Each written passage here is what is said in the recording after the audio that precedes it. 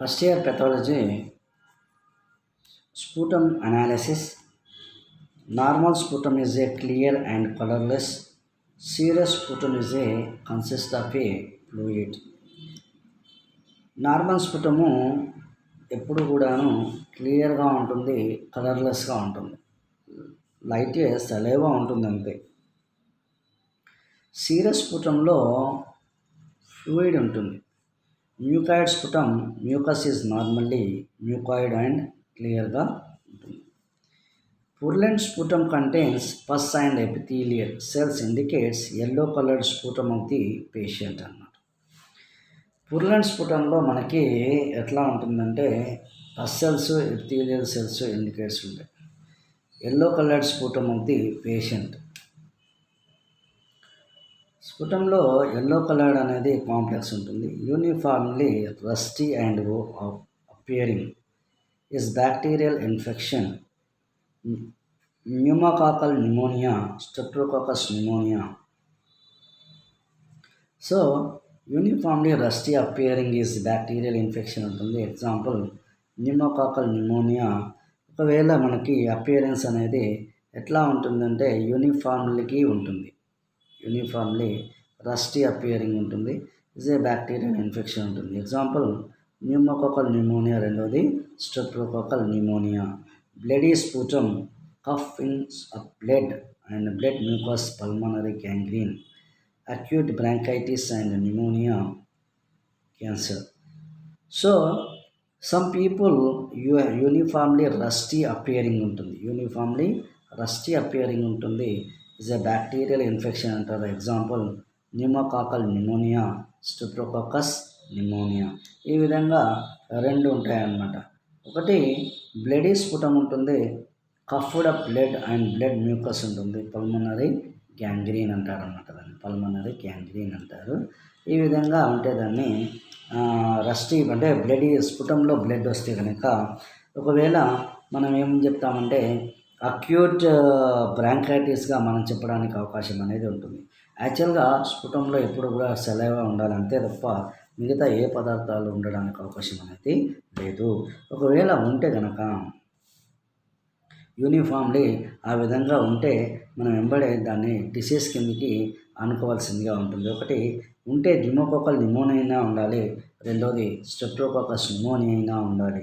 ఈ విధంగా ఉండగలిగితేనే మనం స్ఫుటం అనేది కేవలం డిసీజ్ పర్పస్లో ఉంది అని లేదు, అబ్నార్మల్ కండిషన్లో ఉంది అని చెప్పడానికి అవకాశం అనేది ఉంటుందన్నమాట.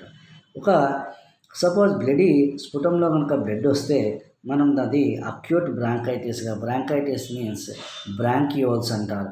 అంటే శ్వాసకోశాల్లో మనకి బ్రాంకియోల్స్ ఉంటాయి. ఈ బ్రాంకియోల్స్లో అక్యూట్ అప్పుడే త్వరితగతిన any TB infection or pneumonia infections వల్ల మనకి బ్లడ్ వచ్చేస్తుంటుంది. ఆ బ్లడ్ చేసినప్పుడు ఆ బ్లడ్ స్ఫుటంగా ఉన్నట్లయితే మనము బ్రాంకైటిస్ అంటే ఇన్ఫ్లమేషన్ ఆఫ్ ద బ్రాంకస్గా మనం చెప్పగలుగుతామన్నమాట. ఒకటి రెండోది pneumonia is like causes of pneumococci, especially third one organism is a pneumococci is a gram positive bacteria, flame shaped cocci organism. This is causes for pneumonitis. ఈ pneumonitis అనేది inflammation of the lungs అనేది మనకి ఎక్కువగా winter సీజన్లో కానీ rainy సీజన్లో కానీ రావడానికి అవకాశం అనేది ఉంటుందన్నమాట. ఒకవేళ it's contribution to acute bronchitis నుంచి అక్కడికి వెళ్తే దే ఆర్ కాజెస్ ఫర్ క్యాన్సర్గా దారి తీయడానికి అవకాశం అనేది ఉంటుంది. ఈ విధంగా ఒకవేళ bright red colour స్ఫుటం of the patient indicates the pulmonary tuberculosis. అయితే బ్రైట్ రెడ్ కలర్ కనుక వచ్చినట్లయితే మనకి పేషెంట్కి పల్మనరీ ట్యూబర్కులోసిస్ ఉన్నట్లుగా మనం గుర్తిస్తాం. బ్రైట్ రెడ్ ఉంటే పల్మనరీ ట్యూబర్కులోసిస్లో మ్యాక్సిమం స్టార్టింగ్ స్టేజ్లో ఉంటే డిసీజ్ క్యూర్ అయ్యే ఛాన్సెస్ ఉంది. అంతకు మించితే డిసీజ్ అనేది క్యూర్ అయ్యే ఛాన్సెస్ అనేది చాలా తక్కువగా ఉంటుందన్నమాట.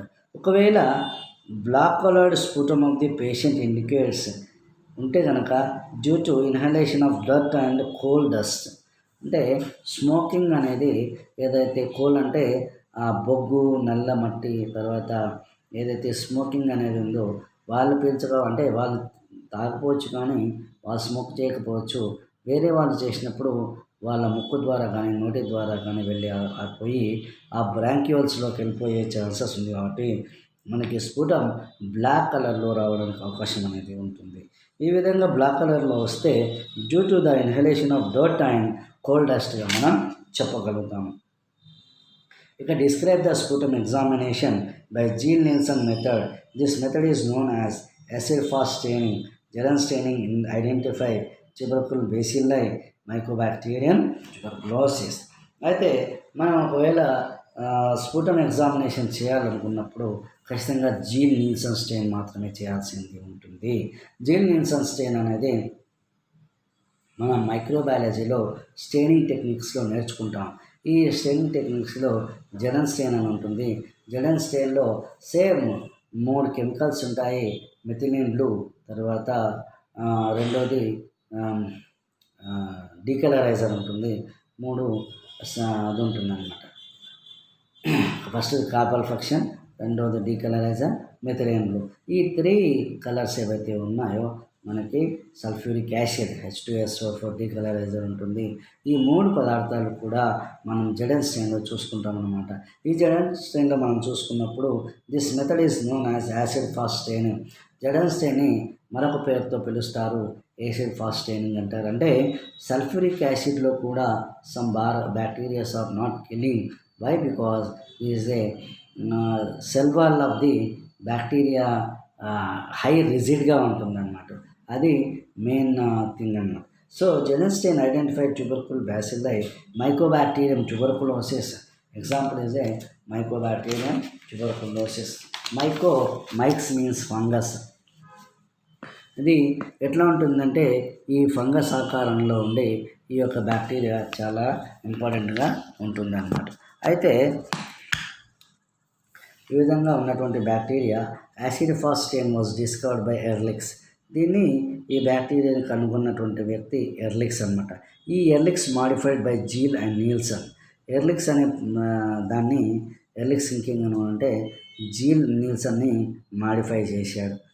అయితే what is the aim? To identify Mycobacterium tuberculosis బ్యాసిల్లై. Mycobacterium tuberculosis బ్యాసిల్లై, this is the aim of bacteria. Principal acid fastness is due to the high content of lipids, fatty acids and high alcohols found in the cell wall of the Mycobacterium tuberculosis bacilli. So these bacilli especially acid fastness అన్నమాట. అయితే మనం దీంట్లో కేవలం ఏమి కనుక్కుంటామంటే మైకోబాక్టీరియాని మనం కనుక్కునేదానికి అవకాశం ఉంటుంది. ఈ మైక్రోబాక్టీరియాని కనుక్కోవాలనుకునేటప్పుడు what is the principle? Acid fastening is due to high content of the lipids. Microbacterium యొక్క కణకవచంలో మనకి ఈ యాసిడ్ లిపిడ్స్ అనేవి ఎక్కువగా ఉండడం వలన, ఫ్యాటీ యాసిడ్స్ ఉండడం వలన మనకి అది తొందరగా చనిపోదు. ఆ విధంగా చనిపోకపోవడం వలన దాన్ని యాసిడ్ ఫాస్ట్నెస్ అంటారనమాట. యాసిడ్ ఫాస్ట్ అంటే ఆమ్లాలు పోసినా కూడా చావనటువంటి బ్యాక్టీరియాని యాసిడ్ ఫాస్ట్నెస్ బ్యాక్టీరియా అంటారు. రిక్వైర్మెంట్స్ వచ్చేసి slide, inoculation loop, Bunsen burner, gloves, mask and forceps water bottle, slide stand. So ఇవి తీసుకొని మనం రియేజెంట్స్ మనకి కిట్ దొరుకుతుంది. ఒకటి కార్బల్ ఫంక్షన్, తర్వాత 2 20% sulphuric acid, 5% sulphuric acid you have to use for leprosy bacteria, Mycobacterium leprae. Then third reagent is methylene blue with the carbon function stain of the organisms in sputum red. మీకు carbon function వేయడం వలన మీకు అన్ని organisms red కలర్లో కనిపించే choices అనేది ఉంటుంది. Sulphuric acid or ethanol decolourise all organisms except acid fast bacilli. So sulphuric acid H2SO4 అంటాం. ఇది వేయడం వలన మనకి బ్యాక్టీరియాలన్నీ కూడా డీకలరైజ్ జరిగి ఎక్సెప్ట్ యాసిడ్ ఫాస్ట్ బ్యాసిల్లై అనేది జరగకుండా ఉంటుంది. మూడవది methylene blue stain blue all the organisms but acid fast bacilli remain red colour అనేది ఉంటుంది. సో ఈ విధంగా మనకు బ్యాక్టీరియాలు కనిపించే ఛాయిసెస్ ఉంటుంది. ఒకటి స్ఫుటంలో అయితే కనుక మనకు బ్యాక్టీరియాలు స్లైట్లీ కర్వ్డ్ బేసిలైలు కనిపించడం అనేది జరుగుతుంది. ఈ విధంగా మనకి స్లైట్లీ కర్వ్డ్ బ్యాక్టీరియాలో స్లైట్లీ కర్వ్డ్ ఉంటుంటాయి, రాడ్ షేప్లో ఉంటాయి. ఈ రాడ్ షేప్లో ఉన్నటువంటి బ్యాక్టీరియాలో మనకు కనిపిస్తాయి అన్నమాట. ఒకటి స్పెసిమన్ వచ్చేసి స్ఫుటం ఉంటుంది. ప్రొసీజర్ ఫ్లో చార్ట్ వచ్చేసి హీట్ ఫిక్స్డ్ స్మియర్ ఉంటుంది. Cover the smear with carbol fuchsin stain apply to heat. So ఈ విధంగా మనం ఫస్ట్ ఫిక్స్ చేసేసేసి ఈ విధంగా హీట్ ఫిక్సేషన్ చేసుకొని cover the smear with carbol fuchsin stain. Carbol fuchsin స్టెయిన్ని దానిపైన బాగా పోయాలి. పోసిన తర్వాత apply to heat it from below till in fumes. పొగలు వచ్చే వరకు under side of the heating దాన్ని స్పిరిట్ ఫ్లేమ్ అంటారు. ఈ విధంగా స్పిరిట్ ఫ్లేమ్ చేస్తే ఆ విధంగా 5 మినిట్స్కి ఒకసారి 3 టైమ్స్ చేయాలి. 15 మినిట్స్ కవర్ చేసేసి wash with tap water till no pink colour comes out. Pink colour వచ్చేంత వరకు మనం కడుగుతూనే ఉండాలి, లైట్గా వాష్ చేయాలి. Decolourise the stain with 20% sulphuric acid for 1 to 2 minutes.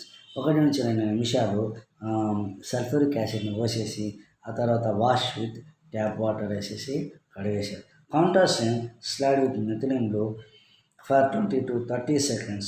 Wash with tap water. Observe oil immersion lens. వేసేసి observe చేసేయాలి. ఈ విధంగా అబ్జర్వ్ చేసేస్తే మనకి బ్యాక్టీరియా అనేది కనిపించడం అనేది జరుగుతూ ఉంటుంది. Okay, then next the smear దీని యొక్క చార్ట్ అనేది మీకు ఇచ్చాను అక్కడ. ఆ చార్ట్ని మీరు నెక్స్ట్ దాంట్లో రాసేసుకోవడానికి అవకాశం అనేది ఉంటుంది. ఇంటర్ప్రిటేషన్ ఏంటంటే we have to see slightly curved bacteria మీకు కనుక కనిపిస్తే దాన్ని పాజిటివ్ టెస్ట్ అంటాము. ఒకవేళ కనిపించకపోతే నో బ్యాసిల్లీ హ్యాస్ సీన్ అని చెప్పేసి మనం రిపోర్ట్స్ ఇవ్వాల్సిందిగా ఉంటుంది. దట్ టు బి దాంట్లో మనం 1+, 2+, 3+, 4+గా ఇంటర్ప్రిటేషన్ ఇస్తాం. అంటే నీళ్ళు నెగటివ్ ఉంటుంది, ట్రేస్ తర్వాత 1 to 2 బ్యాక్టీరియాస్ పర్ 100 ఫీల్డ్స్లో ఉంటే 1+, తర్వాత 1 to 9 bacterias 1 to 9 bacterias for 10 fields ఉంటే దాన్ని 2+ ఇస్తాం. 1 to 9 బ్యాక్టీరియాస్ ఫర్ 10 ఫీల్డ్స్ ఉంటే కనుక మనకి 3+ ఇస్తాం. ప్లెంటీ ఆఫ్ బ్యాక్టీరియా ఉంటే 4+ ఇవ్వడానికి అవకాశం అనేది ఉంటుంది. ఈ విధంగా ఇంటర్ప్రిటేషన్ మనము ఇస్తామన్నమాట. సో దిస్ ఈజ్ ద జెడెన్స్టైన్ యొక్క ఎగ్జామినేషన్. దెన్ నెక్స్ట్ మైక్రోస్కోపిక్ ఎగ్జామినేషన్లో వెట్ స్మియర్ ప్రిపరేషన్ చేస్తాం. స్ఫుటం శాంపుల్ తీసుకుని స్లైడ్ పైన వేసేసి స్మియర్ ప్రిపరేషన్ చేసేసి ఎయిర్ డ్రై చేసేసి ఆఫ్టర్ హీట్ ఫిక్సేషన్ చేసిన తర్వాత you have to observe higher power objective in 40x మనం అబ్జర్వేషన్ చేస్తే it's still continuation tomorrow. Thank you all of you.